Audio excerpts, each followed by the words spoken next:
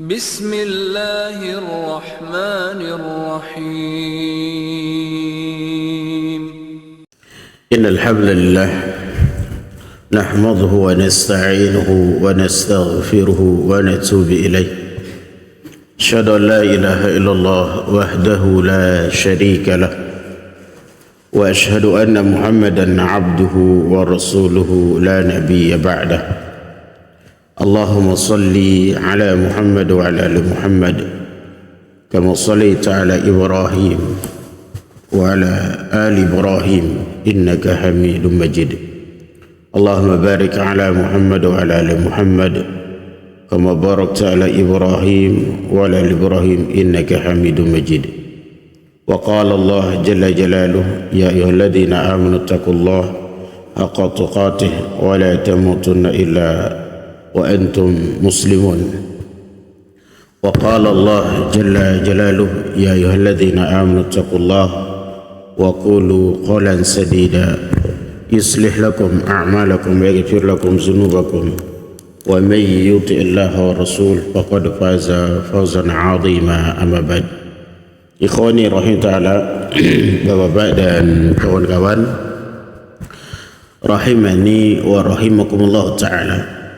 Alhamdulillah, segala puji syukur milik Rabb yang maha ghafur, Rabb yang maha syakur, yang telah menutup semua kesalahan, yang telah menutup semua kemaksiatan kita, dan Allah Jalla Jalaluh yang telah melipat gandakan kebaikan, walaupun kebaikan itu tidak terekam oleh kamera manusia, tidak kelihatan oleh indrawi manusia, bahkan tidak ada yang dengar kalau kita sudah berbuat baik.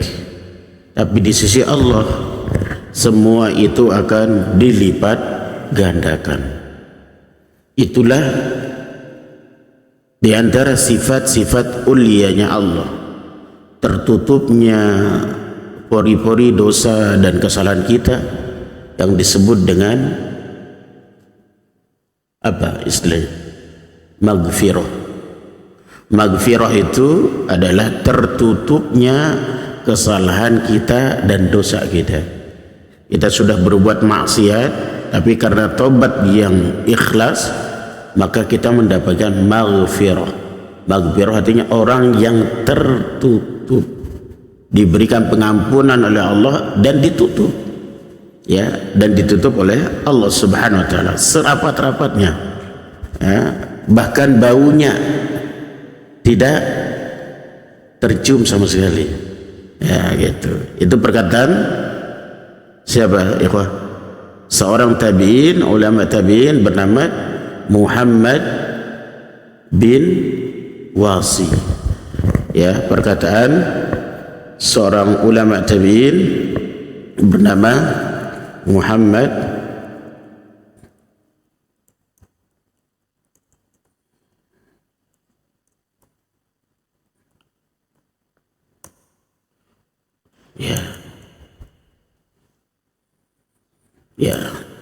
beliau berkata, laula zunuba rahihan tapuh, sekiranya dosa itu, kesalahan itu rahihah, ada aromanya, ada baunya, la taktumul julusa indi, maka niscaya kamu tidak akan mampu duduk di depanku. Ini perkataan Muhammad bin Wasi ketika beliau, ya, diberikan pujian yang berlebihan sama jamaahnya, sama muridnya, ya. Salah satu jamaahnya berkata, wahai guru, kalau saya sudah ada di majelismu, maka semua urusan rumah tanggaku beres, hilang, ya, gitu. Ya, sudah semua stres rumah tangga itu hilang, nggak ada. Makanya beliau sebagai ulama yang tawaddu berkata, laula zunuba rahihatun tafu. Sekiranya dosa itu, maksiat itu ada aromanya, baunya, la taqtumul julus, sungguh kamu tidak akan mampu duduk di depan kubur. Ini perkataan yang begitu indah, ya.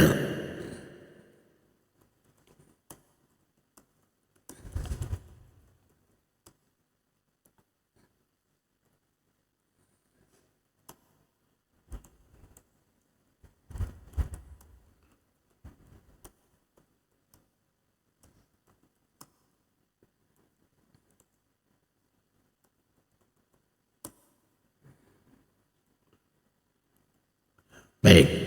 Nah, ini ikhwah rahimahullah ta'ala. Nah, makanya ikhwah rahimahullah ta'ala, di antara salah satu sifat Allah Jalla Jalaluh Ghafur, tertutupnya diberikan ampunan kita oleh Allah Subhanahu wa ta'ala, dan tertutup semua itu, baik aromanya, baik ceritanya, baik perbuatan kita, ya, tidak ada yang tahu. Ini adalah sifatnya kita, berbeda dengan saya, berbeda dengan antum, kita sama, ya.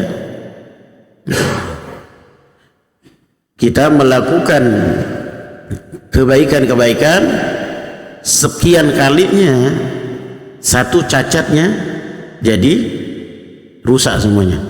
Makanya antum harus bersikap adil, ikhwah ta'ala, ya, bersikap adil kepada siapapun.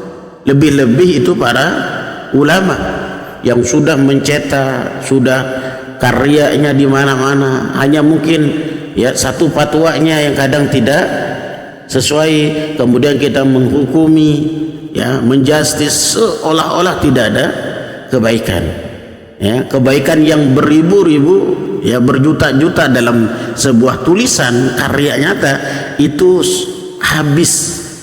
Ya, ini juga kurang adil gitu, ya. Itu karena apa? Setiap manusia, bahkan apa kata Imam Syafi'i kalau antum belajar apa di muqaddimah sifat salat itu, ya, idza wajadtum fi kitabi, itu kan, apabila kalian mendapatkan dalam tulisan-tulisanku, ya, itu kekeliruan, kesalahan, maka hendaklah kamu patruku, tinggalkan ucapanku, tinggalkan pendapatku, fakhudhu min aina akhudhu, ambillah dari mana mereka mengambilnya. Nah, itu ikhwah rahimahullah ta'ala. Sama Imam Ahmad juga begitu, ya. Apa kata Imam Ahmad? La tuqallidun malikiyan wala syafi'an wala auza'i, jangan bertaklid kepada Syafi'i, jangan bertaklid kepada Imam Auza'i, jangan bertaklid kepada Imam Malik, ya, gitu. Tapi ambillah dari mana mereka mengambilnya. Nah, sifat-sifat ini ikhwah ta'ala memberikan pelajaran untuk saya dan kita semuanya, ya. Kalau ada kawan, ya, ada kawan setia dia dalam majelis ilmu, ya, dalam berjamaah, ya, jangan sampai cacat tadi itu menghapus semua kebaikan. Ini PR saya, PR kita semuanya, kan banyak, ya, banyak berantakan dakwah ini, berantakan jamaah ini disebabkan geraba cacatnya seorang kawan satu aja, semuanya habis dibabat, gak ada baiknya.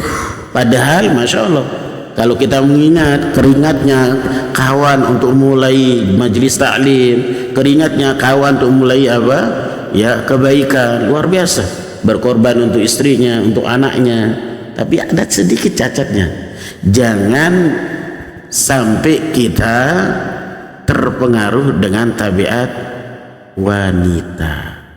Itu tabiat wanita itu, ya, jangan kita miliki itu, ya. Nah, itu ikhwah. Sebaliknya, antum punya cacat, sebagaimana hadis Abu Dzar, ya, dalam Arba'in Nawawi, ya, atau hadis Anas bin Malik, laula ananas samawati wal ard, sekalipun dosa itu memenuhi apa, ruang dari bumi ini dan apa, langit, saking banyaknya maksiat dan kesalahan kita, Kalau kita datang kepada Allah, la ataitu. Kalau datang kepada Allah, ya bertaubat, takarrub, Allah akan terima taubat kita. Ini salah satu makna dari sifat ghafurnya Allah Subhanahu wa taala.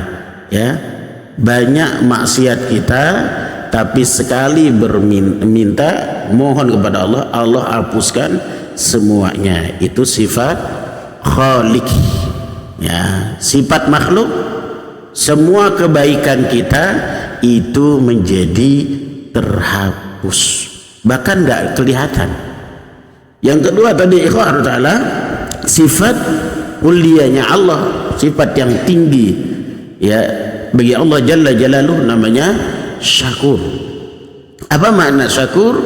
Ya, walaupun ya mata manusia tidak menyorotin perbuatan kebaikan kita, bahkan tidak ada yang tahu.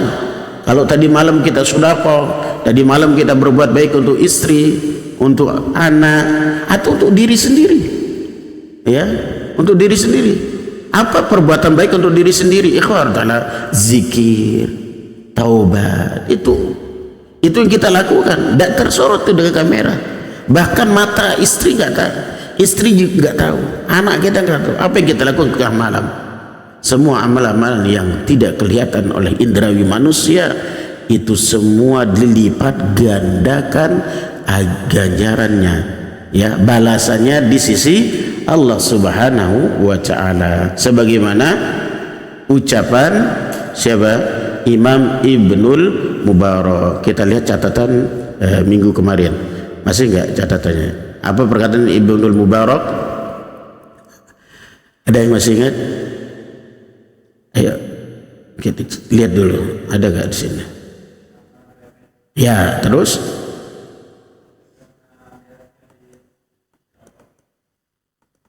bebas.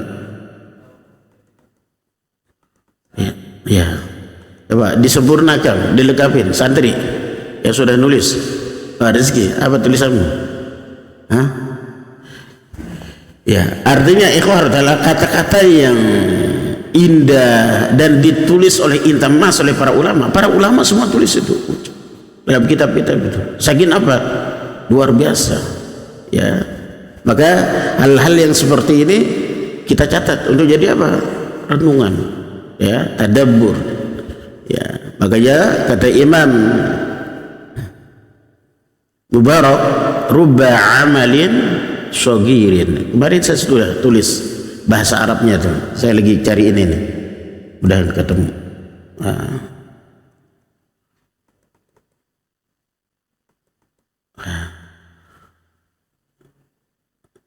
Enggak ada dia. Baik. Ya, rubba amalin saghirin, betapa banyak amalan yang saghir, kecil, hina, rendah, enggak dipandang oleh manusia dan dilihat oleh indrawi manusia. Itu menjadi tu'azzibun niyah, itu menjadi besar disebabkan karena niat. Nah, itu. Yang kedua, rubba amalin kabir, betapa banyak amalan yang kelihatannya masya Allah kayak gunung dia, ya, bahkan satu kampung kenal benar, masyhur benar itu namanya karena kebaikannya, tapi karena tidak mampu mengontrol dirinya, jiwanya, maka amalan tadi menjadi tidak ada nilainya.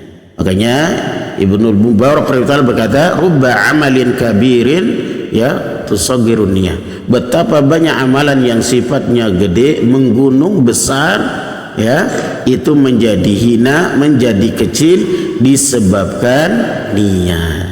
Nah, itu dicatat lagi enggak anak-anak? Besok ditanya. Ya, baik, ya. Ini penting, ya, untuk apa? Ketika kita beramal, ingatlah ucapan-ucapan para ulama kita. Untuk apa? Menjadi penggerak kita, ya, di dalam beramal. Tulis lagi nih, ya, Ibnul Mubarak. Besok ditulis apa? Tanya, mudah-mudahan bisa jawab.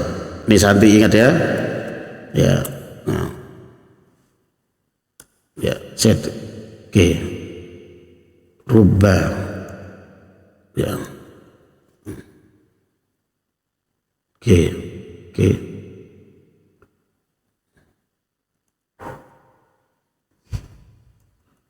Amalin.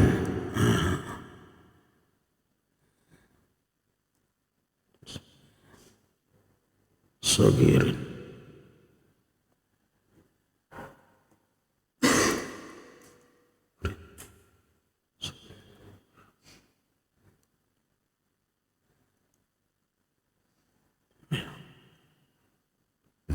Tusogiru, ya tusogiru. Ya kita kasih naik dulu. Ya, oke, nah ini kelihatan udah. Baik.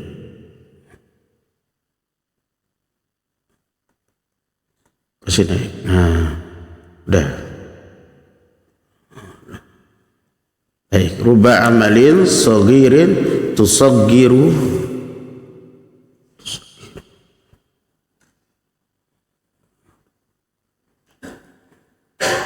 Sogiru an-niyatu.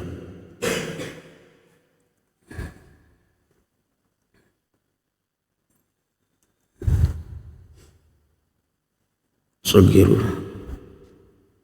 Baik. Warubba. Warubba amalin. Amalin kabirin.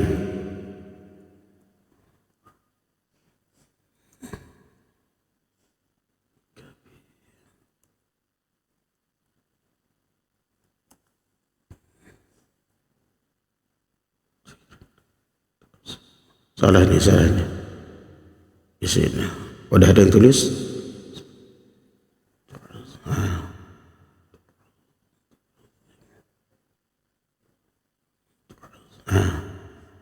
Ada yang salah.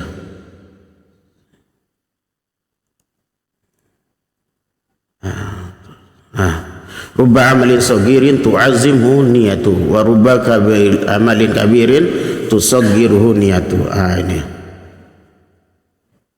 ya tusaggir ya tusaggiru aniyatu. Ini sudah ada. Nah, baru terjemahannya.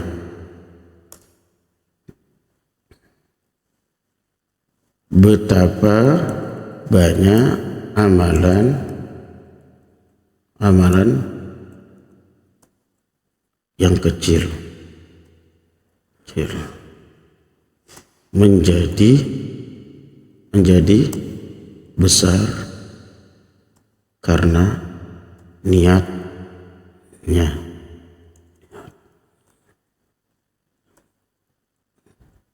Ikhlas. Betapa banyak amalan besar menjadi kecil karena niat. Taib. Kelas. Baik, rubba amalin sagirin tu'azzimun niyatu. Betapa banyak amalan yang kecil menjadi besar, agung ya di sisi Allah karena niat yang ikhlas. Sebaliknya rubba amalin kabirin, betapa banyak amalan yang besar, pahalanya gede. Salat besar amalannya, haji besar amalannya, tawaf besar amalannya, jihad besar, ya, ngaji besar, hafalan besar, semua amalan besar. Tapi itu bisa menjadi bumerang, ya, bisa menjadi bumerang. Orang itu dilempar ke nerakanya Allah Subhanahu Wa Taala, ya, gitu, ya. Jadi ya, betapa banyak amalan besar menjadi kecil karena niat yang tidak ikhlas. Taib. Dah, santri catat tuh, hafalin. Ya, hafalin. Nah, itulah ya salah satu sifat Allah, namanya syakur. Antum beramal kecil, bahkan nggak ada yang lihat, tapi Allah lipat gandakan. Dilipat gandakan. Ya, padahal niat aja tuh, dilipat gandakan. Ya, sesuai dengan apa? Kehendak Allah. Ya, antum berbuat baik sekali, Allah lipat gandakan sekian kali, itu adalah masyiatullah, ya, sesuai dengan kehendak Allah Jalla Jalaluh. Nah, itu bedanya antara orang beriman dengan orang kafir. Orang beriman pasti mendapatkan nilai yang besar di sisi Allah. Kalau orang kafir nilainya hanya di dunia. Ya, dia beramal sebaik-baiknya, sebanyak-banyaknya, tapi hanya di dunia. Bentuknya Allah syakur pada orang kafir, diberikan ini kemudahan dunia. Ya, gitu. Semua diberikan kemudahan dunia. Kalau dia berbuat baik secara sosial, Allah berikan dari sosialnya itu. Bentuk balasannya hanya di dunia. Tapi kalau orang mukmin di dunia dikasih, lebih-lebih di akhirat dikasih. Ya, alhamdulillah. Ini yang mahal, iman itu yang mahal. Ya, yang mahal adalah iman. Taib, ikhwah rahimani ta'ala. Kemudian ya, itu sifat namanya Ghafur dan Syakur. Udah selesai dua.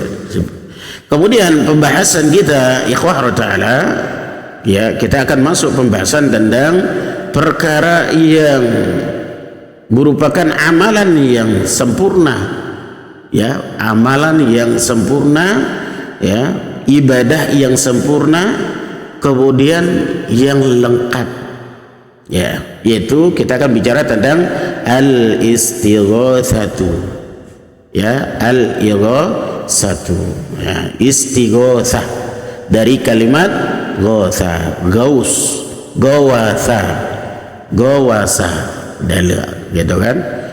Apa itu istighatsah? Talabul ghaus, ya, yaitu talabul ghaus. Istighatsah itu adalah memohon, meminta keselamatan, ya, memohon atau meminta keselamatan. Nah, permohonan tadi, permintaan supaya kita diselamatkan dari semua kepayahan, penderitaan, kebinasaan, ini merupakan salah satu amalan yang utama dan sempurna. Karena kita, kenapa dikatakan amal yang paling, ya, sempurna dan utama? Karena menunjukkan sifat penghambaan yang luar biasa. Ya, bagaimana musim, ya, ketika perang Badar, kemudian perang Handaq, semua itu menunjukkan apa? Sifat sempurnanya penghambaan. Siapa? Rasulullah sallallahu alaihi wasallam. Karena tidak ada lagi tempat sandaran yang paling sempurna kecuali kepada Allah Subhanahu wa taala. Ya, saya ulangi lagi, ya. Pembahasan kita adalah istighatsah. Arti istighatsah itu secara maknawi adalah yaitu memohon keselamatan, ya, memohon keselamatan, ya, atau mohon pertolongan, ya, memohon pertolongan, sebagaimana di dalam surah yang kedua, ya, ayat 214, ya, ayat 214 itu, ya, sampai-sampai para sahabat berkata, mata nasrullah, kapan datang pertolongan Allah? Mata nasrullah, kapan pertolongan Allah datang? Turun ayat inna nasrullahi qarib. Ingatlah bahwa pertolongan Allah itu amat dekat. Artinya apa? Ikhwah ta'ala, di puncak, ya, di puncak penderitaan kita, kepayahan kita, pasti ada pertolongan. Namun kadang-kadang pertolongan itu sifatnya ibta. Ibta itu tertatih-tatih, lambat dia. Sama dengan rezeki. sama kita meminta problem minta solusi dari Allah, kok lambat sekali itu. Padahal kita masya Allah ya, tawasul kita banyak ya, kita sudah qiraah, kita sudah sedekah, sudah berbuat baik sama fulan bin fulan begitu, tapi kok sifat pertolongan itu ibta itu lambat sekali. Nah, disinilah diuji tentang apa? Kualitas iman itu. Ya. Kenapa kadang-kadang pertolongan, bantuan Allah itu lambat datang kepada kita? Allah memberikan pelajaran untuk saya dan antum supaya bisa sabar. Jangan tergesa-gesa. Kita kadang-kadang gitu, meminta maunya instan, minta maunya langsung. Nah, kalau nggak dijawab, udah hilang. Nah, maka sering saya ilustrasikan kepada adik-adik para santri, kalau susah hafalan, bersyukur. Kenapa bersyukur? Dengan susah hafalan itu ada kemauan yang luar biasa untuk apa? Mengulang itu pahalanya besar. Tapi kalau yang santri yang lain yang sudah merasa bisa, itu males karena dia instan. Dan ini akan ya rekam jejaknya nanti itu jadi apa? Tidak mungkin ya, itu namanya hafalan apa? Lari. Hafalannya lari itu. Tapi kalau yang mungkin itu kadang-kadang diuji ya, satu ayat yang seharusnya diselesaikan 1 hari ini bisa 2 hari, bisa 3 hari. Nah, yang harus kita hadirkan anak-anak ya, para santri, kalau hafalan susah, yang harus dihadirkan dalam jiwa kita, hati kita adalah Allah lagi latih kita sabar. Gitu. Kira-kira masuk ini Pak Derajat. Nah, dengan sabar itu kita akan apa? Mendapat lagi apa? Pahala yang luar biasa banyaknya. Nah, itu kadang-kadang ya itu Allah atur, kadang-kadang pertolongan itu sifatnya ibta, pelan ya. Coba dibaca itu surah tadi itu. Am hasibtum an tadkhulul jannata wa lamma ya'tikum masalul ladzina khalau min qablikum massat, kan gitu, tertimpa Pak dorok lama, musim paceklik enggak selesai, kekeringan di mana-mana enggak selesai, pertumpahan di mana-mana enggak selesai, malah yang tampak kelihatan sana kok tambah terus, enggak ada, seolah-olah tidak ada jawaban Allah, pertolongan Allah. Nah, gitu. Di puncaknya ya baru ada kata-kata mata nasrullah. Akhirnya apa? Ini seolah-olah perjuangan itu mau selesai. Nabi memberikan jawabannya. Ingat, pertolongan Allah itu dekat. Supaya tidak apa? Stagnan. Supaya tidak apa? Putus asa. Silakan dibaca terjemahan tadi. Sudah ketemu?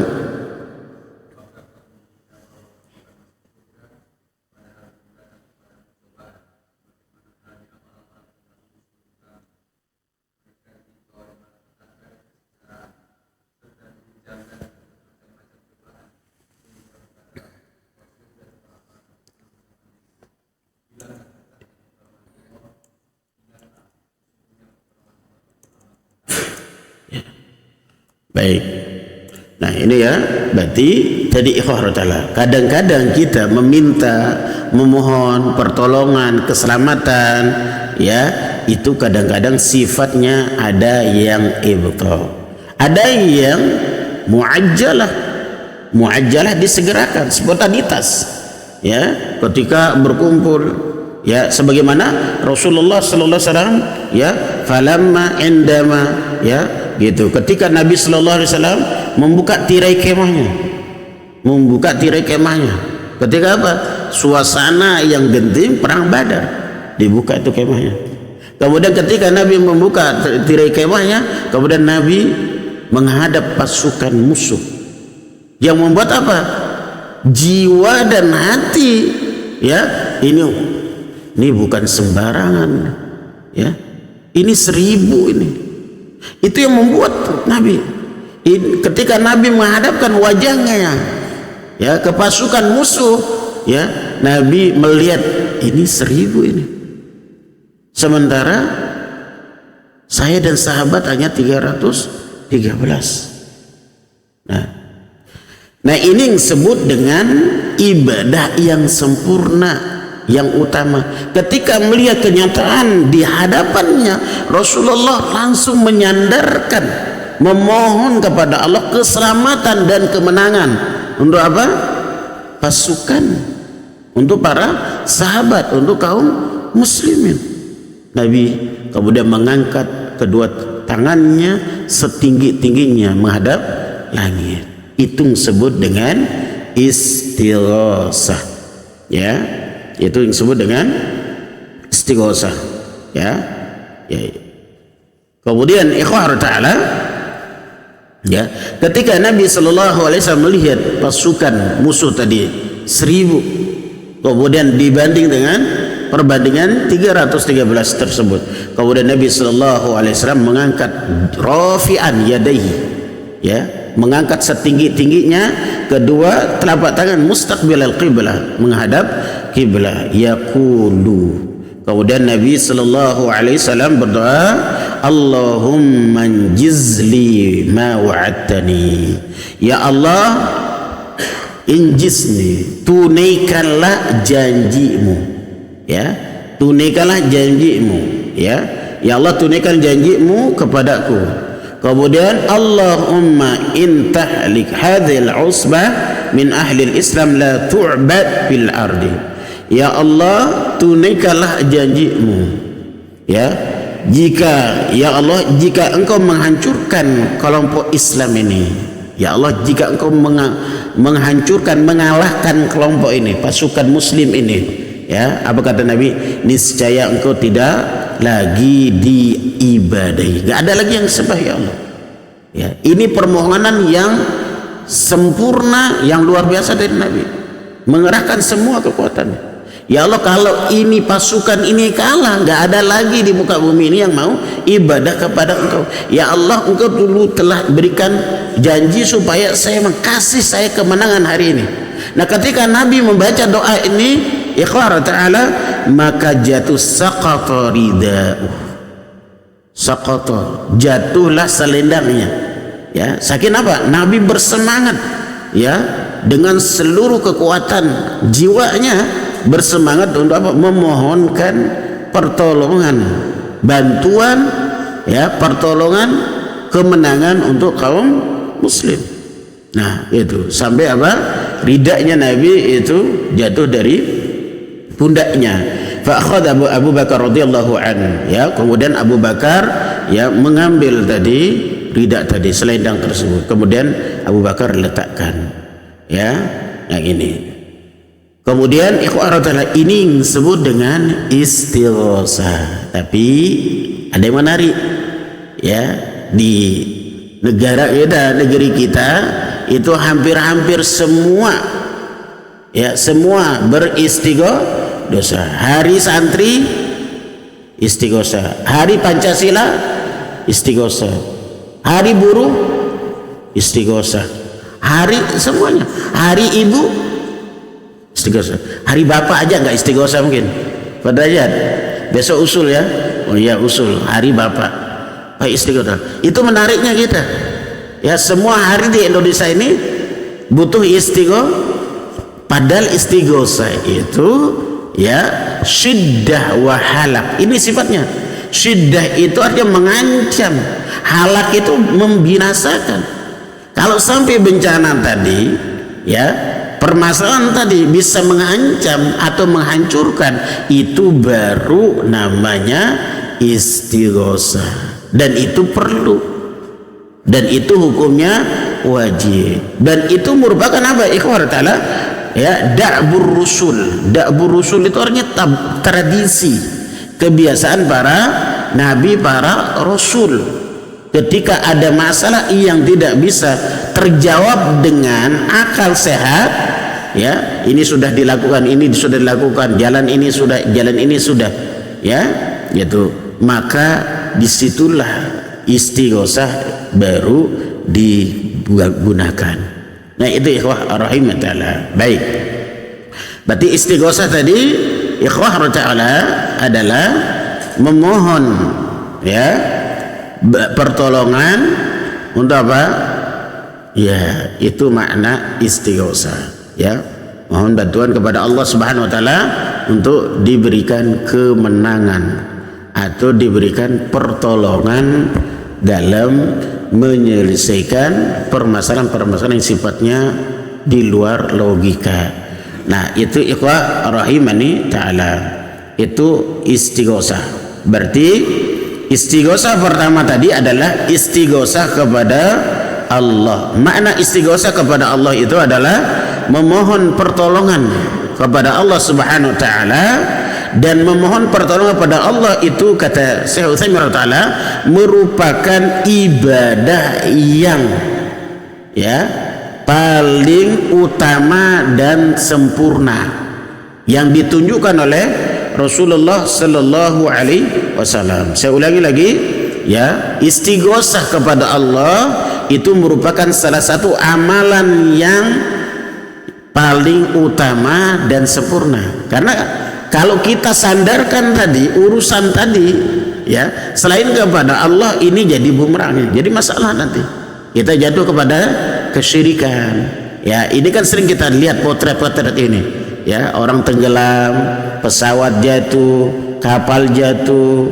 orang ditabrak ya, apa istilahnya itu kecelakaan maut dan lain sebagainya ya.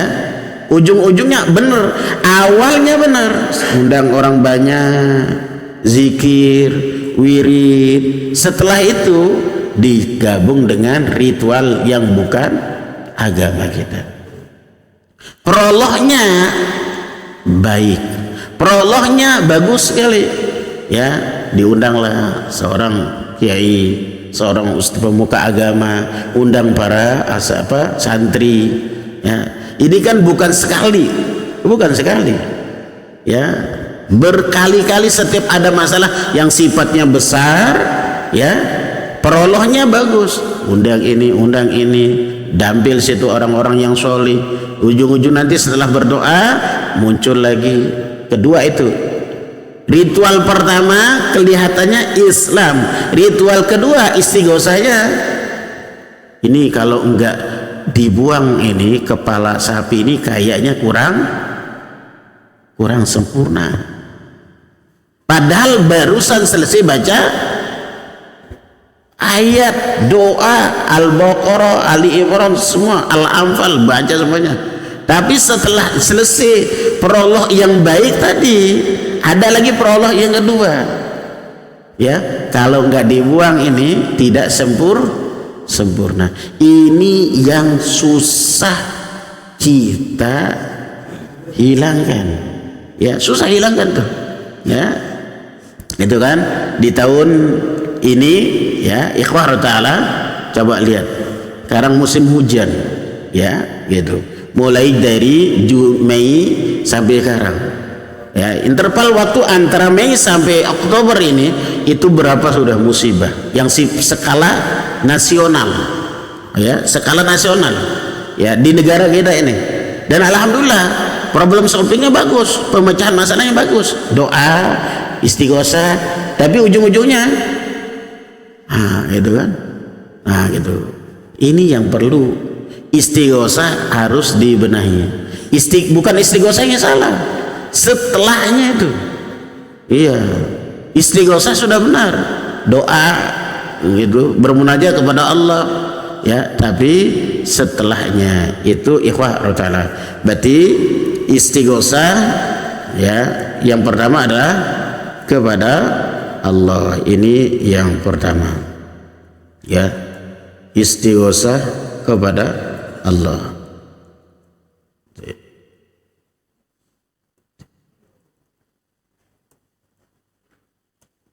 Baik ya, istighosah kepada Allah Subhanahu wa ta'ala, yaitu memohon keselamatan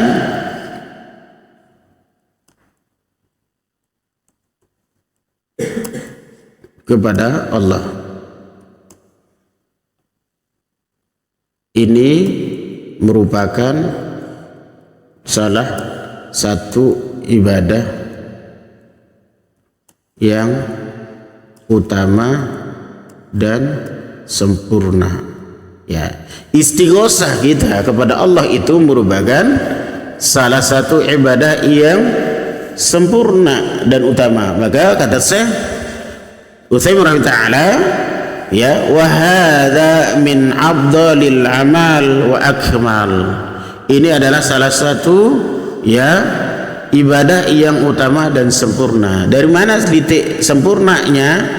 Sempurnanya tawakal, penyadaran seorang hamba kepada Rabb-nya, karena dia punya keyakinan yang kuat tidak ada lagi yang memberikan keselamatan. Sebagaimana Nabi siapa? Nabi Yunus. Bagaimana bentuk istighosahnya Nabi Yunus? Rabbana zalamna apa? La ilaha illa anta subhanaka inni kuntu minal. Ini bentuk penyadaran sempurna, ya, la ilaha illa anta subhanaka inni kuntu. Betul kan doanya? Nah, gitu Pak, gitu. Benar-benar totalitas jiwanya itu dia menyadari. Setelah itu baru apa? Allah selamatkan. Kalau angka logika itu tidak akan mungkin. Dan belum ada, ya, para sains hari ini yang bisa menggambarkan itu. Berapa hari Nabi Yunus di dalam perut tadi, terus makanannya apa? Gitu kan? Makanannya apa? Dari mana dapat makanan lu? Hari-harinya itu. Kemudian apa penyebabnya kok dia empaskan itu? Nah, itulah bentuk sempurnanya, ya, sifat tawakalnya Nabi Yunus kepada Allah Subhanahu wa taala, ya. Itu ikhwah ta'ala, itu bentuk. Makanya kata para ulama, ya, wa huwa da'bur rusul wa atba'ihim. Nah, istighosah kepada Allah ini merupakan da'bur rusul, tradisi kebiasaannya para rasul. Lihat, ya, Nabi Ibrahim ketika minta perlindungan, keselamatan kepada Allah. Nabi Musa minta kepada Allah Subhanahu wa taala. Nabi Nuh minta kepada Allah Subhanahu wa taala. Semuanya. Dan Rasulullah sallallahu alaihi wasallam minta keselamatan, pertolongan langsung kepada Allah Jalla Jalaluh. Dan ini merupakan contoh yang, ya, contoh-contoh baik dari para nabi dan para rasul, wa atba'ihim, dan para pengikutnya, para sahabat, ya, gitu. Ini ikhwah ta'ala, sebagaimana Allah Jalla Jalaluh berfirman dalam surah ke-8, ya, ini dalilnya istighosah kepada Allah, ya. Silakan dibaca surah ke-8 Al-Anfal ayat 9. Istaghitsu rabbakum fastajaba lakum, ya.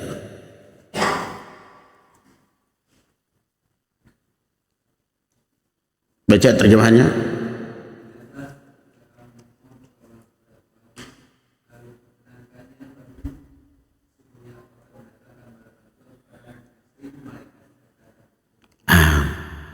Anni mumiddakum bi alfin, sungguh aku akan mumiddah, madda yamuddu, ya, itu rabbakum, Allah akan memberikan pertolongan bi alfin minal malaikah, ya, yaitu 1000 dari para malaikat murdifin. Nah, itu ikhwah ta'ala, ya, ketika Nabi sudah, ya, membaca doa tersebut, ya, sebagai bentuk istighosah kepada Allah Subhanahu wa taala, maka turunlah bala tentara dari para malaikat. Untuk apa? Memenangkan perang Badar. Nah, gitu. Ini bentuk istighosah. Nah, kemudian sisi yang lain, ikhwah ta'ala, sisi lain terbalik, ya, sisi lain, ya, itu pasukan muslim lebih banyak, pasukan musuh. Nah, di sini terbalik. Nah, ketika pasukan musuh sedikit, istighosahnya hilang. Jadi kan, istighosahnya hilang. Yang ada apa? Kekuatan fisik. Ya, yang ada apa? Jumlah pasukan yang banyak, sehingga penyandaran kepada Allah itu hilang, hampir-hampir apa? Terkalahkan. Nah, ini dua sisi gambaran ya ikhwah ta'ala dalam perjalanan kita. Ya, ketika kita maksimal menyandarkan, kemenangan kita dapatkan. Ketika minim, semua kita sandarkan kepada logika gitu, gak kita libatkan Allah, maka hampir-hampir, bukan kita katakan kalah, tapi hampir-hampir pasukan yang tadi jumlahnya ribuan itu hampir-hampir terkalahkan. Kenapa? Tidak ada pertolongan Allah. Yang ada tadi nafsu, yang ada itu adalah logikanya. Nah, di dalam kehidupan kita begitu, berbangsa, ya, berkeluarga sama. Kadang-kadang istri minta cepat, sementara kita hanya nyandarkan pada saya kan sudah nyari, saya sudah ini dalam rumah tangga juga sering terjadi ikhwah. Karena ada apa? Ya, hal-hal yang sifatnya kadang-kadang di luar nalar, nggak bisa langsung, harus sabar. Ya, gitu. Nah, ini ikhwah rahmatullah, ya, gambaran dua sisi tadi kehidupan manusia itu bisa terjadi dalam rumah tangga kita, bisa dalam masyarakat kita, bisa dalam komplek, ya, kehidupan yang sifatnya kompleksitasnya amat sangat tinggi itu, ya. Tapi kebanyakan ikhwah rahmatullah, apa yang kita lakukan? Akal. Nanti kalau sudah mentok akal baru gitu. Nah, itu kan sering kita alami dalam kehidupan kita ikhwah ta'ala. Baik, kalau ayat ini menggambarkan tentang bagaimana Rasulullah sallallahu alaihi wasallam memberikan pelajaran untuk anak dan antum semuanya, ya, yaitu maksimalnya, sempurnanya penyandaran kepada Allah Subhanahu wa taala. Di sisi lain, hilangnya penyandaran kepada Allah, ya. Ada perang Badar, ada Hunain, gitu kan? Ada gambaran yang maksimal istighosa perang Hunain, hilangnya istighosa, yang ada angka-angka dunia, ya. Itu ikhwah rahimani ta'ala. Ini pertama, istighosa kepada Allah Subhanahu wa taala, ya. Istighosa kepada Allah itu adalah memohon pertolongan, kemenangan atau keselamatan kepada Allah Subhanahu wa taala. Wa hadza min afdhalil a'mali wal akmaliha. Dan ini merupakan salah satu ibadah yang amal, ya, yang paling sempurna dan utama. Wa huwa da'bur rusuli wa tabayyin. Dan ini merupakan tradisi para rasul dan para pengikutnya. Baik, ikhwah rahimah ta'ala, ini istighosa yang pertama. Berarti istighosa kepada Allah Subhanahu wa ta'ala. Baik, yang kedua, sampai sini ada pertanyaan? Ya. Baik. Waalaikumsalam warahmatullahi wabarakatuh. Ya.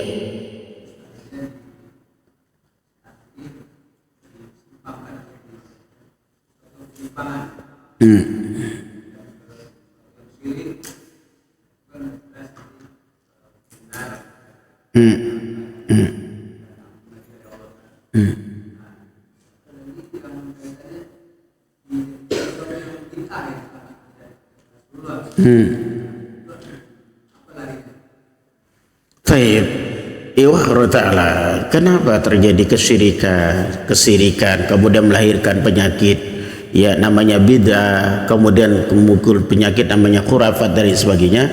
Inilah yang terjadi kepada orang-orang jahiliyah. Ya gitu. Kalau kita buka, insya Allah adik-adik ini sudah belajar.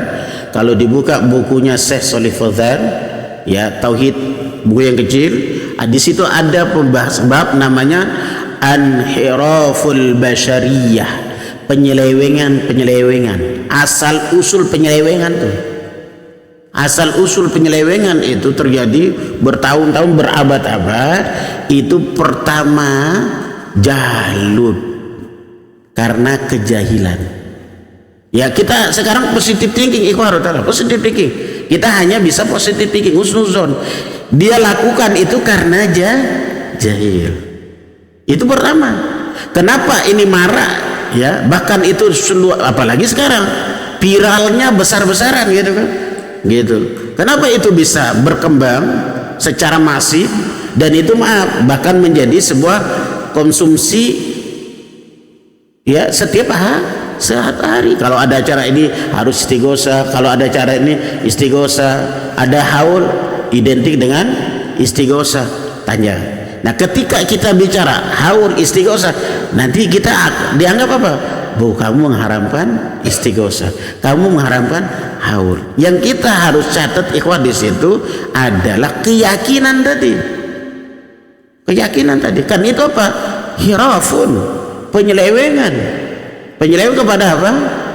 Ya, itu agama Islam, usul Islam. Gitu. Nah, itu ikhwah ta'ala. Nah, kalau benar-benar istighosanya kepada Allah tidak ada masalah. Dan itu yang disyariatkan. Kembali ke pertanyaan tadi, ya, kenapa itu penyelewengan, penyimpangan terjadi? Satu jawabannya adalah kejahilan. Yang kedua, kata ya Syekh Shalih Fauzan adalah apa? Taklid. Nah, taklid. Ya gitu. Ya udah, taklid dari kalimat apa? Qallada yuqallidu taklid. Istilahnya ini antum punya baju, ya, kemudian antum gantungkan. Itu namanya taklid. Taklid itu menggantungkan ritual ibadah kepada sosok. Nah, seseorang tanpa ilmu. Tapi kalau antum belajar sholat, ngikutin ulama ini, ya, ikutin syekh ini dalam tata cara, itu namanya bukan taklid. Nah, contoh, ya, ketika antum sudah belajar sifat-sifat sholat, karakter sholat, kemudian antum mendapatkan khilaf di situ, silang pendapat, kemudian antum ambil, oh saya ambil pendapatnya Syekh Al-Albani, oh saya ambil Syekh Utsaimin, oh saya ambil Imam Nawawi, oh saya ambil pendapatnya Imam Syafi'i. Ini bukan kelas taklid. Ingat, ini bukan kelas muqallid. Nah, itu kelasnya apa? Tulab, pelajar, penuntut yang nanti bisa saja dia dapatkan ilmunya sekian tahun baru dia berubah. Oh, dulu perbuatan saya ini kurang kuat. Itu beda sikap seorang tulab dengan muqallid. Kalau muqallid, orang yang bertaklid tadi dikasih tahu malah cari betul? Nah, saya nggak bawa ini pertanyaan antum ini kepada masalah yang lagi viral sekarang. Saya nggak bawa. Nah, tadi malam teman-teman diskusi itu, ya. Kenapa? Kita punya borok. Maaf nih, kita punya borok yang kita harus open, jangan close. Close itu ditutupin, malah adanya pembenaran, pembelaan. Ya sudah, kalau tradisi itu tidak baik, harus open, terbuka. Apa salahnya? Koreksi diri, jangan di close. Kalau tertutup, akhirnya mencari pembenaran. Ini lagi viral kan hari ini. Satu sisi ini benar ini loh, tapi ini salah. Nah, ketika salah ini harus terbuka, mau sama dengan tadi. Ketika ada ustadz mengatakan haul dan istighosa itu, bahkan sampai kata-kata ekstrim, syirik, bid'ah. Nah, ini harus open. Dari sisi mana? Yang gitu kan, terbuka. Kemudian yang benar bagaimana? Jangan lagi cari kebenaran. Nah, seorang muqallid, ikhwah ta'ala, orang yang bertaklid itu ketika diluruskan, ini loh dalilnya ini, apa yang terjadi? Cari pembenaran. Itu permasalahannya, ya. Nah itu bisa gak maksud untuk memahami ya penjelasan tadi itu. Nah makanya kalau sudah karakter seperti ini, apa terjadi? Penyimpangannya lebih besar. Nah, itu. Kalau tadi nggak ada suasana gini, karena saking dongkolnya, sakit hatinya, dia semakin besarkan itu ritual itu. Gitu, ikhwan ta'ala. Nah, itu yang kita saksikan hari ini. Ya, coba ya ketika acara istighosa yang sifatnya syirik, nggak usah diliput. Karena kalau diliput semakin orang yang kena sorotan kamera tadi semakin bangga, dan itu akan terus diulangi oleh keturunan kita. Nah itu ikhwah ta'ala. Nah ketika dibenahin, ketika diluruskan, apa yang terjadi? Bukan open, terbuka dia, tapi menutup diri. Apa itu menutup diri? Mencari pembenaran.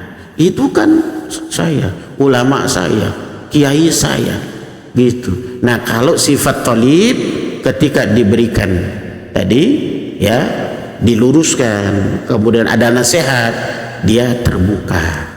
Itu bedanya ikhwan ta'ala. Makanya penyimpangan itu bukan tambah ya selesai masalahnya, tapi semakin banyak bentuk penyimpangan. Terjadi dua tadi, karena kejahilan, yang kedua karena taklid buta, yang ketiga karena ta'assub.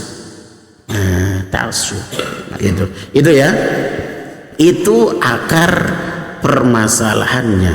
Terjadi penyimpangan, penyelewengan dalam agama ini ya, karena lemahnya ilmu tentang syariat tersebut. Yang kedua karena terjadinya taklid buta yang serampangan sifatnya gitu ya. Makanya ketika diberikan penjelasan, ya udah, saya pokoknya saya ikut ini jalan selamat, ini karena ini. Nah gitu ya. Yang ketiga adanya sifat ta'assub. Allahu a'lam bissawab. Itu pertanyaan tadi. Baik, ya. Istighosa ini kan kalau kita di Indonesia ini kayaknya rame-rame. Ya. Apakah istighosa bisa dilakukan sendiri? Ya. Ya, ikhwan ta'ala. Ya, apa yang dilakukan oleh Rasul tadi itu adalah sendiri. Apa yang dilakukan oleh Abu Bakar sendiri. Tapi muncul usulan dulu. Umar juga istighosa. Ya, itu. Tapi setelah ada usulan, masukan, baru berdoa. Itu. Nabi Ibrahim istighosa. Ya, Nabi Yunus tadi istighosa. Nah, jangan diterjemahkan, dipahami istighosa itu sebuah tadi perkumpulan. Iya. Nah, apa saya lepas dari istilah-istilah itu. Makanya ini yang harus diluruskan. Makanya anak bilang tadi harus kita terbuka. Jangan close, tertutup. Kalau close tadi pembenaran, muncul istilah macam-macam deh. Gitu kan? Nah, kembali tadi, apakah istighosa itu benar dilakukan sendirian atau jamaah? Itu pertanyaannya tadi. Nah, kalau kita lihat da'bur rusul, tradisinya para rasul dan para nabi, itu para nabi, para rasul istighosanya sendiri gitu. Nah kalau sudah tidak ada, nah baru gitu. Nah itu ikhwah rahmatullah ya. Baik, itu ya. Itu kalau kita bicara tentang tradisi para nabi dan rasul dilakukan sendiri. Adapun nanti setelah Rasulullah sallallahu alaihi wasallam, ini tadi saya baca di beberapa fatwa para ulama ya, ada silang pendapat situ. Ya, ada silang pendapat masalah istighosa secara sendiri atau secara berkelompok tadi ya. Intinya ikhwah ta'ala, istighosa itu syariat secara sendiri, syariat secara berjamaah juga syariat. Itu mana yang lebih utama ikhwah di apa jamaah Rawi Ta'ala, mana yang lebih utama ikhwah? Ya, kalau kita lihat ya, ketika Rasul tadi keluar, kemudian diiringi oleh Abu Bakar di belakangnya, kemudian diiringi oleh Umar di belakangnya, kemudian ketika Nabi memanjatkan doa yang setinggi-tinggi suara tadi besar, maka diaminkan oleh Abu Bakar, diaminkan oleh Umar, diaminkan oleh sahabat-sahabat lain, kemudian mereka satu keluar, kemudian ya, itu menunjukkan adalah bolehnya istighosah secara berjamaah. Dikuatkan lagi dalilnya tentang apa? Istisqa. Masih ingat dalil tentang itu ketika ada orang Badui datang Nabi dalam keadaan apa? Khutbah Jumat. Kemudian dipotonglah khutbah Jumatnya Nabi sama orang tersebut. Apa katanya? Ya Rasul, kampung-kampung kami mengalami kekeringan, jalan-jalan itu ya rusak semuanya, kering maksudnya. Ya tanaman gak ada yang tuh. Ya, tolong doakan kepada Allah. Nabi angkat tangannya. Saat itu Nabi bukan begini, ikhwah. Bukan begini, tapi diangkat tangannya. Ya, untuk minta apa? Hujan. Ini dalil istisqa. Makanya istisqa itu syariatnya di lapangan dan sholat berjamaah. Adapun asbabul wurudnya tadi ketika sholat Jumat gitu. Nah, setelah Jumat berikutnya datang lagi tidak? Datang lagi. Nah, kebanjiran. Nah, itu ikhwah rahimani ta'ala gitu ya. Ya gitu. Intinya tadi istighosah secara fardiyah atau jamaiyah itu boleh selama terhindar dari tadi yang tambah-tambahan tadi. Baik ikhwah rahimani ta'ala. Baik gitu ya, silakan.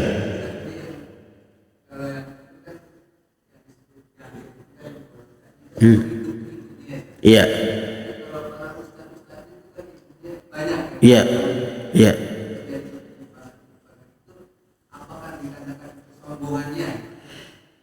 Ya, di situ ikhwah ta'ala.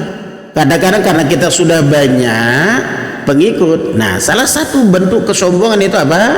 Ittiba, banyaknya follower, banyaknya jamaah. Ya, itu bisa menciptakan apa? Kesombongan. Ya, gitu. Ya, padahal dia salah. Ya, perbuatan itu salah, gitu kan? Akhlak itu salah. Tapi karena mau ditarik lagi, ya ini kadang-kadang muncul. Nah, karena kesombongan yang terpelihara itu, ini bahasa saya nih, ya, terpelihara kesombongan artinya dia tidak melakukan apa tadi, ya minta maaf, nah, klarifikasi dan sebagainya, atau ditarik fatwanya tadi itu. Kalau tidak ditarik, ya amalan tersebut, fatwa tersebut ini menjadi apa? Sesuatu pembolehan. Jadi ada sesuatu yang disyariat. Itu lemah kita. Di situ lemah kita. Ya, ikhwah ta'ala. Dia sudah paham, ini gak boleh, ini gak ada syariatnya. Tapi sudah kadung. Nah, untuk nariknya ini kadang yang menghambat apa? Kesombongan. Kalau dia buka dirinya, aku ini salah, ini khilaf, clear sudah kelar, gak ada masalah. Tapi itu sering terjadi pada diri kita, sifat manusia itu kadang-kadang tadi merasa tadi. Nah, itu ikhwah rahimani ta'ala. Baik. Kemudian ya, nanti ini jawab pertanyaan Pak Derajat tentang istighosah tadi. Ya. Boleh secara fardiyah maupun secara jamaah. Ya, nanti bisa ada kitab bukan di Nailul Awtar, ya, Imam Syauqani. Ya, itu bab tentang salat istisqa. Ya, bab tentang salat istisqa. Boleh seseorang atau tidak mengapa berdoa bersama untuk meminta pertolongan kepada Allah. Ini istisqa tadi. Ya, itu boleh disyariatkan. Ya, tidak mengapa berdoa bersama ya untuk meminta pertolongan kepada Allah Subhanahu wa taala ketika terjadi musibah besar. ya terjadi apa musibah besar, malapetaka dan lain sebagainya, ya itu tidak mengapa. Baik, ikhwah rahimani taala. Olas cukup? Ya, baik. Insyaallah kita lanjut nanti poin yang kedua. Nakhtatim, kita tutup dengan doa kafaratul majlis. Subhanakallahumma wa bihamdika asyhadu an la ilaha illa anta astaghfiruka wa atubu ilaik.